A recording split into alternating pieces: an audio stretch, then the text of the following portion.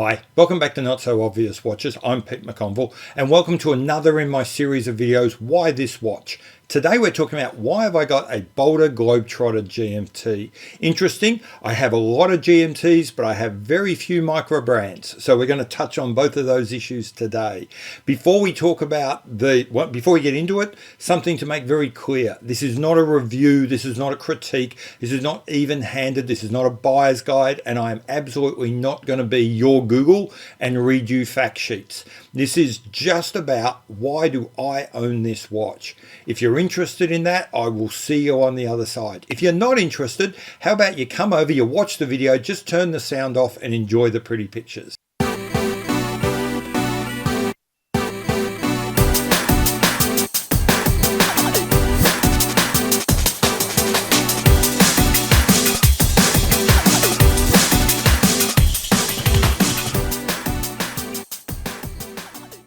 Okay, so let's talk about why I have a Boldr Globetrotter GMT.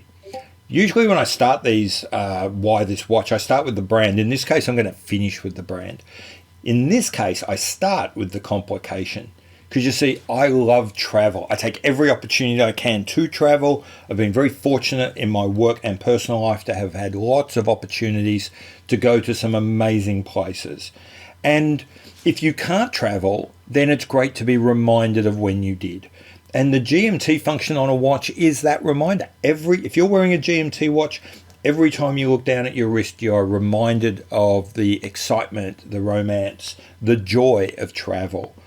And so at one point in my collecting, a couple of years ago, I decided what I really wanted to do was also try a micro brand.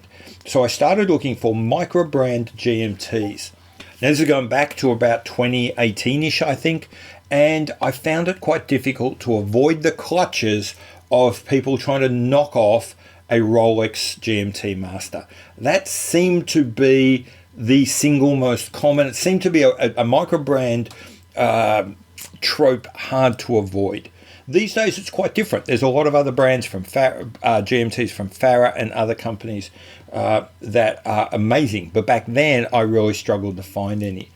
Until I found this little watch site from Singapore, I think it was, called Boldr.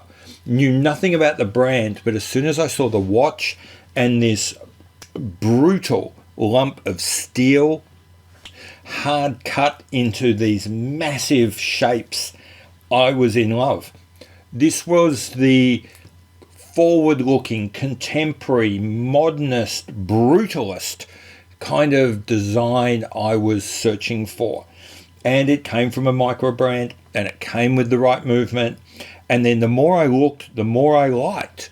As I tried to source as many images as I can, I dived into the dial and the indices. I dived into what the Rehort and the chapter ring.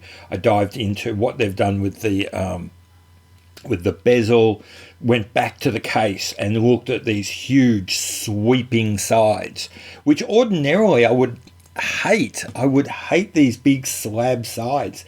But in this case, combined with just the sheer mass of steel, it somehow crossed a line from being just kind of boring and generic to being a real statement. In a lot of other watches, you look at a big slab side and say, you just ran out of ideas, didn't you?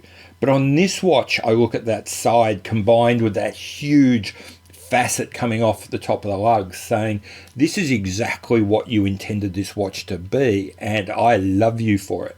So yeah, that's got me. And every time I looked at it, I got closer and closer to pulling the trigger because it wasn't cheap. It wasn't expensive, but it wasn't cheap. And for my first micro brand, I felt like perhaps I was stretching, but you know what? I bought it and I loved it. Every day since then, whenever I look at it, one, it continues to remind me of travel. And two, it reminds me that there is more to life than these sort of retro looking back through the rear vision mirror watches. That you can, if you are daring and if you are bold and if you have a real vision, you can produce something which is really exciting and doesn't have to rely on 50, 60, 70-year-old designs. You will note this watch is on a bracelet. I famously don't like bracelets very much. This watch though is so massive. Whenever I try to put it on anything other than a bracelet, it becomes horrendously unbalanced. So of my 40 something watches in what I'll call my core collection, I have 2 on a bracelet. This is one of them. I don't mind it. It's an okay bracelet. I think if I have to do a bracelet, shark mesh works well. Certainly better than a lot of other things which are too dressy and formal. And maybe I think in this particular case, combined with, as I say, this kind of German World War II flak tower of a watch, I think in this case the shark mesh works. And so the fact is, why is it my watch? Because it's a GMT and I love GMTs. It was the right forward-looking, interesting, contemporary, not knockoff microbrand I was looking for at the time. And the more I looked into it, the more I found the small details, the small design choices appealed to me. Finally, ever since I've got it, it has continued to live up to that promise. It has continued to be something quite unlike pretty much anything else out there. And coming from a little microbrand, that's pretty impressive. Combine all of that, and that's why this is my watch. Okay, so that's why I've got the Boldr Globetrotter GMT, a great, huge, brutal lump of a watch that just thrusts me forward into the future, whilst at the same time having my favourite complication and reminding me of some of the best things I've done in my past and some of the things I look forward to in the future. So all in all, that's why this is my watch. If you've enjoyed this, please like and subscribe the video. I don't say that anywhere near enough. I've really got to start working on building up this channel. Please subscribe to the channel, hit the little bell icon, you know, all that drill everyone else says all the time and I constantly forget. Anyway, thank you very much for getting to this bit and I'll see you later. Bye.